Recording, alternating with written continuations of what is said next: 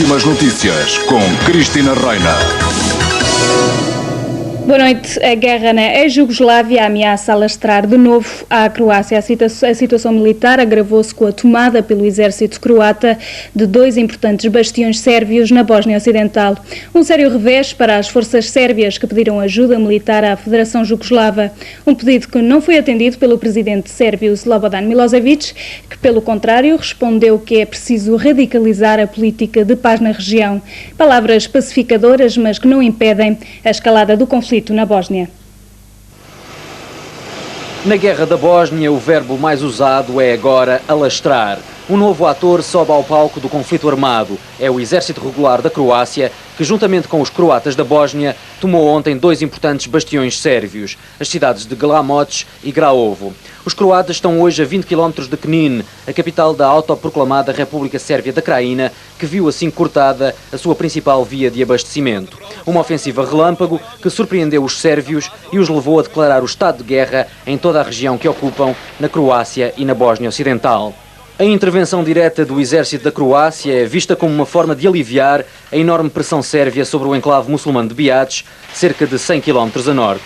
Mas, por enquanto, os sérvios e os seus aliados do rebelde muçulmano Fikret Abdić continuam a ganhar terreno na região de Biač, uma das zonas de segurança declaradas pela ONU, ainda sob controle das autoridades de Sarajevo.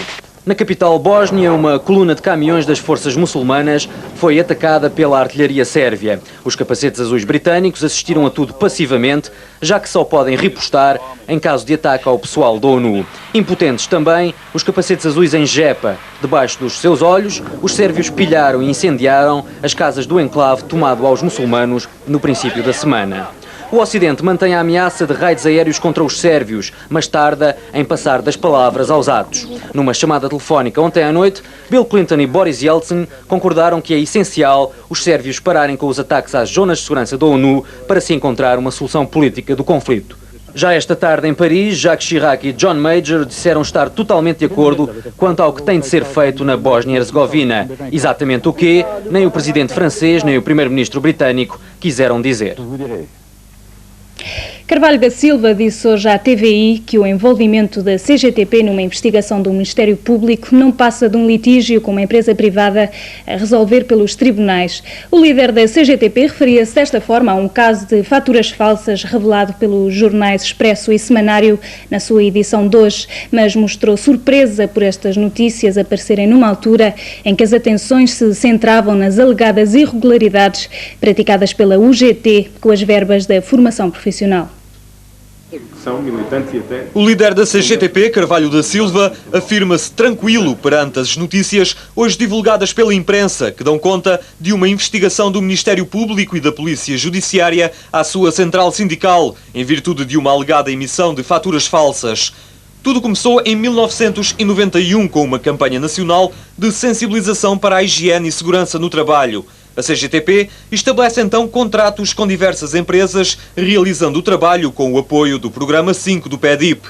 A campanha foi um sucesso. A central sindical chegou mesmo a ser premiada. Tudo corria bem até ao momento em que a Euritmo, uma dessas empresas, resolve reclamar o pagamento de 108 mil contos e acusar a CGTP de ter tentado saldar a dívida por intermédio de faturas simuladas. Entre as diversas empresas há um indivíduo que é administrador de uma dessas empresas, que entendeu que poderia enriquecer à custa da CGTP e, portanto, agora reclama o pagamento de 100 e tal mil contos, quando nós dizemos que o acerto de contas com a empresa são apenas de 1000 e tal contos, ou pouco mais que isso. Carvalho da Silva, que esta manhã participou numa reunião com a Liga Operária Católica, diz não estar preocupado e afirma a sua confiança nos tribunais. Surpresa, apenas o facto da notícia só agora ter sido divulgada. Quem deu a informação agora já podia ter dado em maio. Tanto quem a publicou e a publicou só agora, lá sabe porque o fez, mas não temos nada a esconder. Nem à Polícia Judiciária, nem ao Ministério Público, nem à opinião pública, porque a vida da CGTP é transparente. Até ao momento, nenhum dos membros desta central sindical foi convocado a prestar declarações. Ao que parece, as atenções da Polícia Judiciária estão por agora centradas na empresa de onde partiram as acusações. António Guterres respondeu às acusações de inexperiência governativa que Cavaco Silva lhe fez ontem no Porto. O líder socialista diz que não precisa do tipo de experiência que se adquire nos governos de Cavaco e vai agora de férias a pensar no debate de setembro com Fernando Nogueira. Em matéria de experiência, de facto eu nunca estive no governo, mas os dois ídolos do Dr. Cavaco Silva, o Dr. Sá Carneiro e o Filipe González, o primeiro-ministro espanhol, um deles não tinha nenhuma e outro tinha estado apenas uns meses como membro sem pasta de um governo provisório antes de serem primeiros-ministros. E não foi por isso que deixaram de ser ídolos do Dr. Cavaco Silva, o que prova que esse ataque não tem qualquer consistência. Há uma experiência que eu acho que não vale a pena ter. É a experiência dos burocratas cinzentos que estão 12 anos no governo e de que ninguém ouve falar a não ser por causa das asneiras que fazem. Há um acordo de princípio, no sentido de que haja 2 debates nas televisões. Eu já tinha aceito os convites da TVI e da SIC. Pelas informações que tenho, pelo menos em relação à TVI, o mesmo tinha acontecido com o PSD. Acho que o que é natural é que assim aconteça. Eu penso que os problemas graves que nos são deixados, a herança pesada que vamos receber, justifica que seja necessário ter estabilidade, que se possam aplicar medidas e projetos com tempo, com continuidade. E por isso tenho dito que quer uma maioria estável do governo, quer que o PS possa governar com uma maioria no Parlamento que lhe permita aplicar as ideias e os projetos que sufragou e que forem apoiados pelos portugueses. Se os portugueses assim não entenderem, eu respeitarei sempre a vontade do povo português e, naturalmente, como já aconteceu no passado, quer com o PS, quer com o PSD, governarei em minoria. Vou para férias descansado e espero que me deixem descansar. E espero não ter que todos os dias ouvir o líder do PSD ou o primeiro-ministro atacar-me como se eu fosse responsável por aquilo que eles não fizeram ou fizeram mal durante estes 10 anos e como se resolvam algum problema do país atacando-me a mim em vez de cumprirem as suas responsabilidades. Aveiro ouviu hoje as primeiras declarações de Paulo Portas enquanto candidato a deputado pelo Partido Popular e o ex-diretor do Semanário Independente, igual a ele próprio, não deixou o seu crédito por mãos alheias. Disse que a sua candidatura é contra a imitação permanente entre o PS e o PSD. Na cidade que Manuel Monteiro considera a capital do CDS, os eleitores do PP tiveram de esperar mais de 1 hora para ouvir o seu candidato a deputado. Para matar o tempo, o líder popular prometeu apresentar um elenco governamental já nos próximos dias e deu depois a voz à estrela da companhia dos seus cabeças de lista.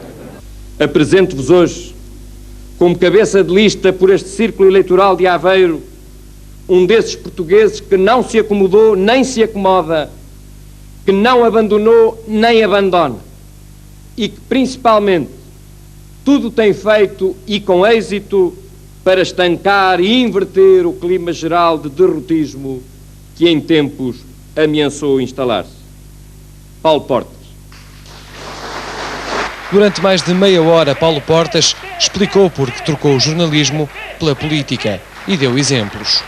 Acontece-nos hoje, meus amigos, ao fim de 10 anos, o estranho fenómeno de vermos o responsável por esse modelo de sociedade fugir e virar as costas. Pois muito bem, um momento, meus amigos. Pois muito bem, quem o criticou não foge nem vira as costas. Dá a cara!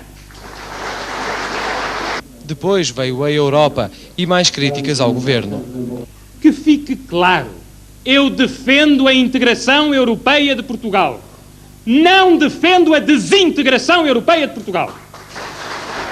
Pelo que fizeram de bem, já foram premiados. Pelo que fizeram de mal, ainda não foram castigados. É a hora. Conseguem esta coisa extraordinária, que é tornar Portugal o único Estado-membro que pratica oficialmente a política dos europarvos.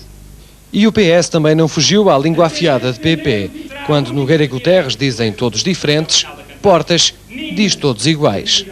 Vejo-os lado a lado na Europa, lado a lado em Maastricht, lado a lado no GATT, lado a lado em Schengen, mas também os vejo coladinhos uns aos outros nas empresas públicas. TAP para ti, CP para ele. Também os vejo coladinhos no Instituto de Participações do Estado, 2 gestores de laranjas, 1 gestor cor-de-rosa. Amanhã será o contrário, 2 cores de rosa, 1 laranja. Uma estreia política muito aplaudida pelos ex-companheiros do Independente, que fizeram questão de marcar presença em Aveiro. Carlos Carvalhas começou o seu dia como muitos portugueses. Foi de manhã bem cedo aos mercados de Algés e Oeiras. Por entre renovados apelos ao voto na CDU, o líder do PCP serviu-se até de Cláudia Schiffer para criticar Fernando Nogueira. Mas não convenceu toda a gente, é que algumas pessoas insistiram noutras cores e noutras bandeiras.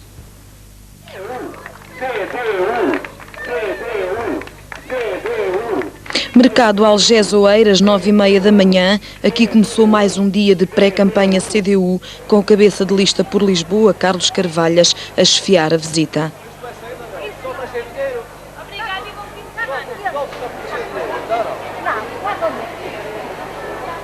Tudo estava a correr pelo melhor, até que a oposição decidiu estragar a festa aos militantes comunistas. Cabacas é um lixo. Acha que o Dr. Fernando Nogueira vai ser um bom primeiro-ministro? Acho que sim. Carlos Carvalhas passou ao lado da polémica, mas não deixou de dizer que nem uma top model vai salvar a imagem dos líderes laranja. Como viu pelas queixas, creio que o Dr. Fernando Nogueira e o Primeiro-Ministro, nem com a Cláudia Schiffer, se safam. A temperatura da política portuguesa a subir até outubro. 5 professores universitários portugueses foram impedidos de desembarcar no aeroporto do Rio de Janeiro.